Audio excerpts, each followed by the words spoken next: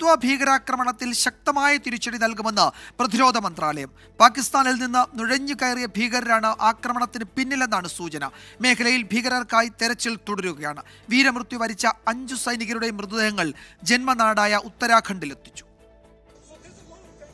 കത്വയിലെ ബദ്നോട്ട ഗ്രാമത്തിൽ 5 സൈനികർ വീരമൃത്യു വരിക്കാൻ ഇടയാക്കിയ ഭീകരാക്രമണത്തിനായി ഉപയോഗിച്ചത് അമേരിക്കൻ നിർമ്മിത അത്യാധുനിക ആയുധങ്ങളാണെന്നാണ് പ്രാഥമിക പരിശോധനയിൽ കണ്ടെത്തിയത്. അടുത്തിടെ പാകിസ്ഥാനിൽ നിന്നും നുഴഞ്ഞുകയറിയ ഭീകരരാണ് ആക്രമണത്തിന് പിന്നിലെന്നാണ് നിഗമനം. ഈ പശ്ചാത്തലത്തിലാണ് ദേശീയ അന്വേഷണ ഏജൻസി ഫോറൻസിക് സംഘത്തോടൊപ്പം പ്രദേശത്ത് പരിശോധന നടത്തിയത്. ഇന്നലെ വൈകിട്ട് 3:30യോടെയാണ് സുരക്ഷാസേന സഞ്ചരിച്ച വാഹനവ്യൂഹത്തിന് നേരെ ഭീകരാക്രമണം ഉണ്ടായത്.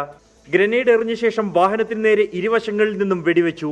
സൈന്യം തിരിച്ചടിച്ചതോടെ സമീപത്തെ വനമേഖലയിൽ ഒളിച്ച ഭീകരർക്കായി തെരച്ചിൽ തുടരുകയാണ്. ഭീകരർക്ക് പ്രാദേശികമായ സഹായം ലഭിച്ചിട്ടുണ്ടെന്നാണ് ജമ്മു കശ്മീർ പോലീസിന്റെ നിഗമനം. സംഭവത്തിൽ അതീവ ദുഃഖം രേഖപ്പെടുത്തിയ പ്രതിരോധ മന്ത്രി രാജ്നാഥ് സിംഗ് മേഖലയിൽ സമാധാനം പുനഃസ്ഥാപിക്കാൻ സൈന്യം പ്രതിജ്ഞാബദ്ധമാണെന്ന് അറിയിച്ചു. കത്വ ഭീകരാക്രമണത്തിൽ വീരമൃത്യു വരിച്ച സൈനികരുടെ മൃതദേഹങ്ങൾ ജന്മനാടായ ഉത്തരാഖണ്ഡിൽ എത്തിച്ചു.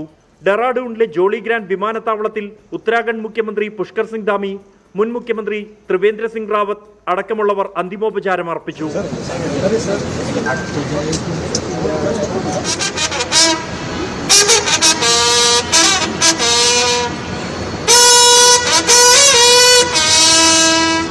പഠാൻകോട്ട് സൈനികാശുപത്രിയിൽ പരിക്കേറ്റ് ചികിത്സയിലുള്ള 5 സൈനികർ അപകടനില തരണം ചെയ്തതായി സൈനിക വൃത്തങ്ങൾ അറിയിച്ചു. 24 ഡൽഹി.